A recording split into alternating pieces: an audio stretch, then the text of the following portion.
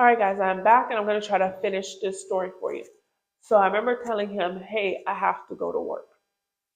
And I know people might be like, well, your dad's sick. Why didn't you take off work that day? Why didn't you just stay at the hospital with him? Well, because my dad was sick, I had to go to work to make sure the bills are being paid so he has a place to come home to.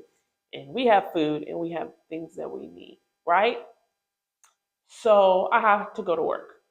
But my dad ended up being, okay for that time. I believe he passed away maybe a year or two after that incident. I can't really remember the time frame, but he didn't. It wasn't like he was dying. I mean, if he was dying, of course I'm gonna take off work. I'm not gonna go to work if he's dying at that moment or whatever. But he was in good hands. He was at a great hospital.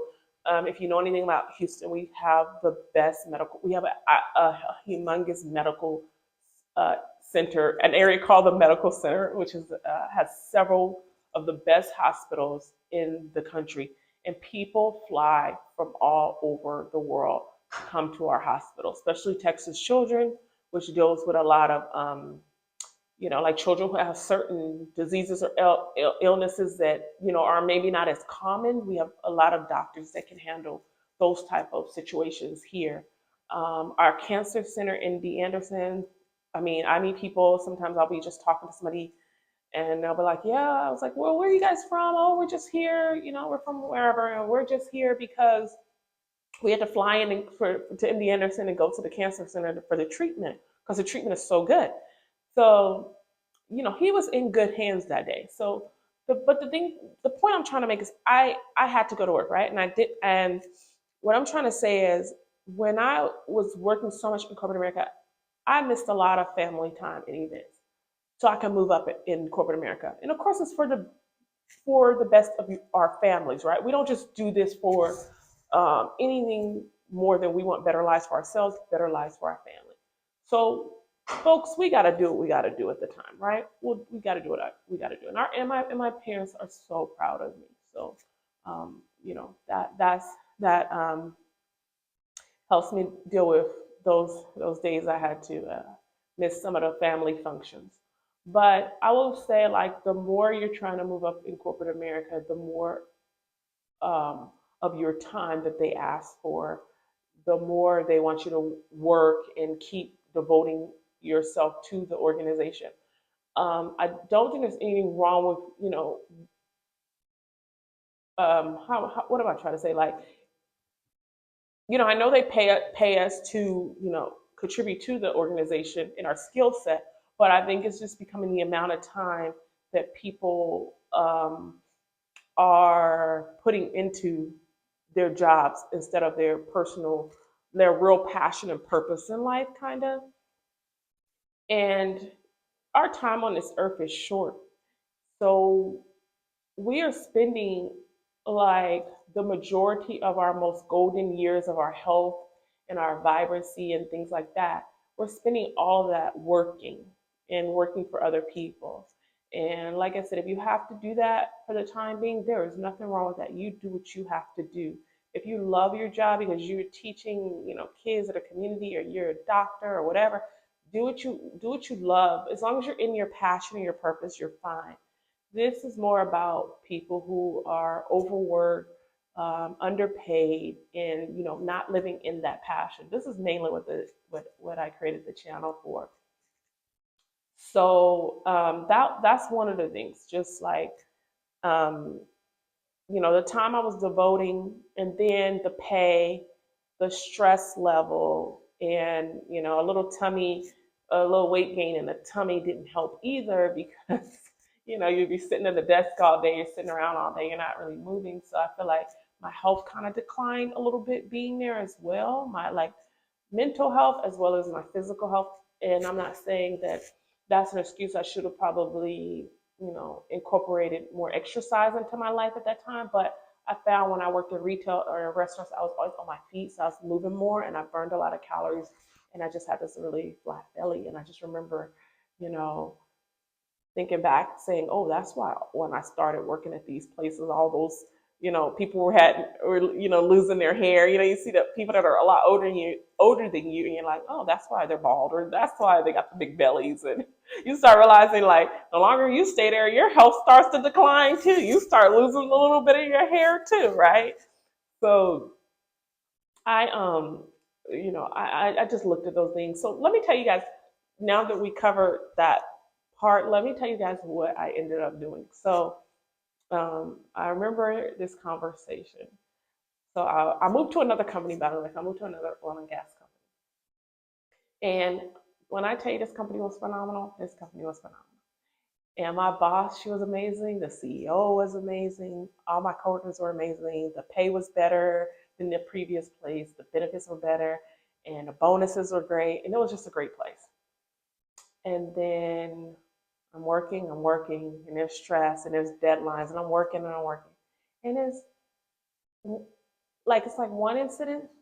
My boss was like, and I actually, okay, I'll tell y'all that a little later. So in one instance, my boss was like, "You were at a review. You are such a great employee. We love having you being a part of the team. Here's your 50 no a dollar raise and your bonus." Okay. And then on the other hand, she was reprimanding me a lot.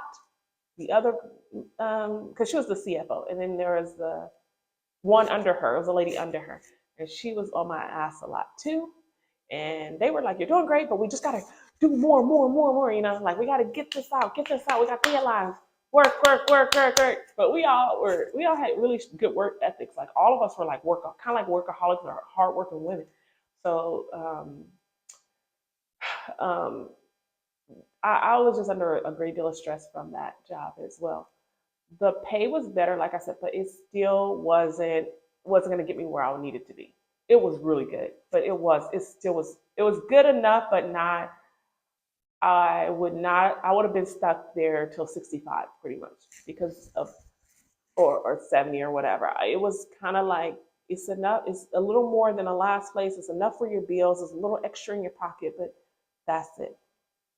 Another thing that happened between me and that my CFO is I had an all expense paid trip to Belize, and I told her I needed to take a week off to go to Belize, and it could have been 5 days, well, a week, because yeah, I wouldn't have been at work Monday through Friday, or like I would have, yeah, because I was going to take 3 days off during the weekday plus the weekend, 5 days plus coming back Monday, so about yeah, I'm gone for almost 6 days. So she went to our CEO, and our CEO told her, he was amazing, by the way. I'm just telling y'all what happened. Our CEO told her, or from what she told me, he said, "Well, you haven't been here," because this is when I first had started there. It was like maybe a month. No, it wasn't even, because it's right. 3 months into me being there. Yeah, about 3 months into me being there. She said, "You have not been here long enough for us to let you off. Plus, we are super busy. We really need your help." And I wasn't asking them to pay me, so I wasn't saying like, yeah, like I'll use my paid vacation because I didn't accumulate any yet. So I wasn't asking them to pay me for that. So they had told me no, and I was like really down because I was gonna go with friends, and I really wanted to do this. I really wanted to do this trip. And I remember she said no, and then I just remember saying, "I'm gonna work here, and I'm gonna do, and I'm gonna do my best, but I just don't want anyone telling me no anymore because I'm a hard worker, and I'll come." And the thing is, I'm gonna tell you guys something else. I understand companies need us when they need us and things like that, but what I'm trying to say is, for the remainder of the time I was with that company for a few years, for the few years I was with that company, I worked the weekends. I took the laptop home and did work. So I'm giving so much of my time and my energy to the corporation, and they only gave us, I want to say they gave us, I could be wrong because it was such a while ago, but I want to say we got all the holidays off, right? All the main holidays. But I think we got 2 week vacations a year.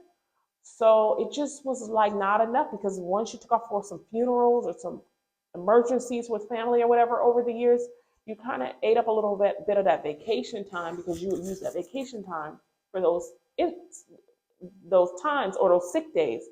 So I felt like I just didn't get enough time off for the amount of time I was putting into work. Maybe if that makes sense. So I just remember saying to myself, "This I'll never like. I'm gonna work and I'm gonna do my job, but I'm never gonna let this happen to me again. I'm gonna find a way out.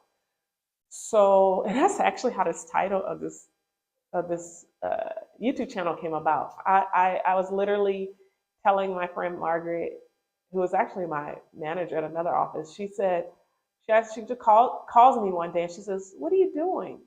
And I was like, "I'm planning my corporate escape," but I said it like in like that Pinky. I don't know what that show is called, Pinky and the Brain, show years ago. But I was like, it's like a math scientist, and I was literally like writing and jotting down stuff and learning about personal finance and implementing things and doing stuff and investing and trading stocks and day trading and swing trading. So I was like really learning about finances, so I know what to do and what not to do. So she was cracking up. I remember she was cracking up. She was like, "Ha ha ha, you're so silly," kind of like that. And fast forward, she always commends me for what I've been able to do. But you know, I just said, like I said, I just was like, I'm not gonna let this ever happen to me again. If I need to take off personal time, I'm gonna take off personal time. If I need a break, I need a break because I run at 80 to 100 miles an hour. I'm always doing something, working hard, you know, volunteering, giving back, whatever. I'm always going, going, going. So when I crash and I say I need a break, I need a break. And if you don't get those breaks, that's how those mental breakdowns happen, which is eventually what I had. So, okay, guys. All right. So I remember the day, it was a hard decision. I walked into her office, and I sat down with her and I told her I was quitting. And I remember her face. I remember she was like, oh, kind of like, what do you mean you're quitting? Like, this is the best job anyone can ask for, right? And I'm like, I'm quitting. And she was like, no, no. She was like, no, you're not quitting. I think I gave her my resignation. I think she even gave it back or said, I'm going to hold this just in case you change your mind or something. I'm going to give you a few days to calm down. And I'm going to hold this until you change your mind or whatever. If you change your mind or something like that. And I was like, no, I'm not changing my mind. I'm leaving. Like, I'm leaving. And she goes, and I can't remember everything she said, but I just remember her saying,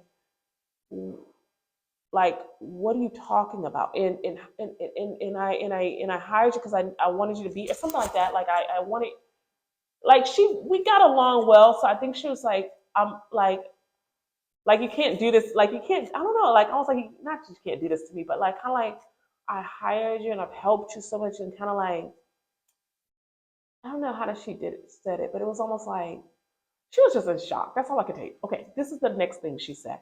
She says, "And how are you going to do that? How are you going to do that? What are you going to do?" And I said, "Well, right now I don't have. I'm not going to do anything. I'm just going to take off for a few months and relax, travel, just live my life and figure everything out." Of course, I had a plan, guys. I had a plan. I was planning my corporate escape already. I had a plan, but anyway. So she was like, me and my husband, because she's a CFO. Remember, CFOs are way over six-figure earners. I wasn't a six-figure earner, but I had investments. This is what helped me. So she was way over six-figure earner, probably 120, 150 a year. Her husband worked for, I believe, ExxonMobil, so he was also in a high management role. So together they probably made, I don't know what her husband made, but I'm just guessing because of their roles that they were probably at 300,000 to 500,000 a year. And they had nice cars. I've been to their home. They have nice home. And I remember her saying something like, "We we make great money, and we have savings and investing." And she said, "And we can't even leave right now." She said something like, "How are you able to, like, almost like, how are you able to do this?" Kind of. It wasn't. I don't even think that's what she said, but it was almost similar to like, "How do you plan to do this? How are you able to do this?" Like, and then she was just like, kind of like, you're making a mistake. Like, basically, she's just telling me, like, you're making a mistake. Like, don't do this, whatever. So I remember feeling like I have my investments. That's enough for now, and I plan to do more investing in more things, so I should be okay. So I ended up resigning. I ended up leaving, and then I went and got a real estate license and went into real estate. So I was already a real estate investor, but I wasn't an agent yet. So I ended up doubling and tripling the income they were paying me. So my point is, if I were to stay there, I would have kept working hard for someone else, not knowing my fullest potential or not recognizing or being able to take the time off to develop my fullest potential in my passions. If I had listened to her or listened to any naysayers, so by me staying there, I would have been probably stuck and I would have been waiting for my 50 cents to a dollar raise. When I went out and put the same energy into myself, into my own personal development, my business, I ended up doubling and tripling the income they were able to pay me. So this is one of the videos I'm going to be making about when I left corporate America, and I hope you guys took something from this video and able to learn something about um, you know um, what I want you to take from this video is just knowing that, like, if you're out there working hard for someone else, you're giving them all your energy, all your time, and you're making, really low pay and you're not being paid what you're worth, start now developing some type of strategy or plan where you can eventually go, like, kind of like venture out on your own, and you'll be surprised. You might end up doubling, tripling, or 10xing what you make at that company, all by like working for yourself or starting a business that you really have a passion for and that you enjoy doing. And then you're able to spend more time with your family, your friends, and when you need to take some time off to yourself, you can travel when you want to. So that's what I'm going to share today in this video today. And then I'll just make more content as I think of more things to share with you guys. Or if you have more questions, I'll just share more content then. But I'm definitely going to just continue to make more videos and try to help as many people who, are in the situation where they feel like they want to break free or leave, but they just feel like they can't do it or they just don't know how to do it. So I hope this video will really help you in some way, some form, some fashion. And thank you guys so much for watching, and check out the next video of planning your corporate escape.